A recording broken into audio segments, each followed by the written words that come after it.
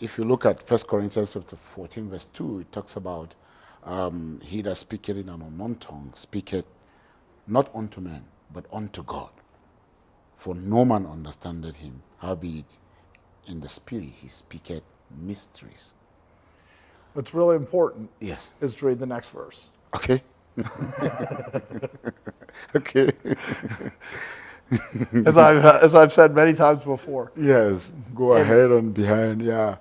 But he that speaketh, prophesied, speaketh unto men to edification and exhortation and comfort.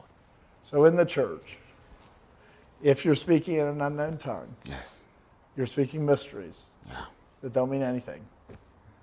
But if you prophesy, you exhort, you instruct, you comfort. Okay. Paul's saying, what should you be doing in the church? Yes. And the answer is, you should be prophesying, not meaning like foretelling, but describing who God is. Exactly. And that prophesying edifies the church. Okay. If you go up there and speak a tongue that nobody speaks, you might be speaking to God, but you're not being a blessing to the congregation. Okay. And so that's a rebuke by Paul. You're speaking mysteries, meaning nobody knows what's going on. Yes. You may know what's going on, Yeah. but you're not building up the church. Yeah. And the purpose of the meeting of the church is to build up the church for the work of the ministry. And so if you're not building up the church, what should you do? You should shut up. Shut up, yeah. But Because God uses that time very carefully. I understand that. Actually, why I'm asking is to be able to compare it with the explanations you did in the beginning, which has to do with tongues as really languages. And languages are actually understandable of men. Like the house I've been doing all through the conferences. In fact, a lot of times I have to break the words you speak into pieces that they can understand clearly the exact word you are saying. That is understandable to men. If tongues is that, why should the scripture talk about the tongues that no man understand it again? That's not saying you don't understand it. That's saying if you speak tongues, yes. And because the context of 1 Corinthians 14 is the meeting of the church, right? Talks about various things in the meeting of the church and how you don't have confusion. Yeah. And so when it's saying that no man understands, it's not saying you don't understand. It's saying that nobody you're speaking to in the church understands. Okay. So then the only person you're talking to is who? God. Yeah. So if you came to my church and you spoke Hausa, you would be fulfilling that.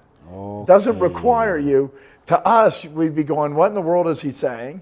Yeah. To God, he would know exactly what you were saying. Yeah. You would know what you were saying, yes. But you're speaking mysteries because we'd all be going, huh? But if it's mysteries, I wouldn't even be able to comprehend the details of it. Because if it is mysteries, that's a misunderstanding of mysteries. Mysteries doesn't mean something that nobody knows the answer to. Okay. Mysteries mean something that we know the answer to be revealed. Okay. In other words, when Paul talks about the great mystery, which is Christ in the church, or which is, Adam and Eve, the two shall become one. Yes. Which was talking about Christ in the church. Yeah. He doesn't say that was a great mystery. Okay. He says that is a great mystery.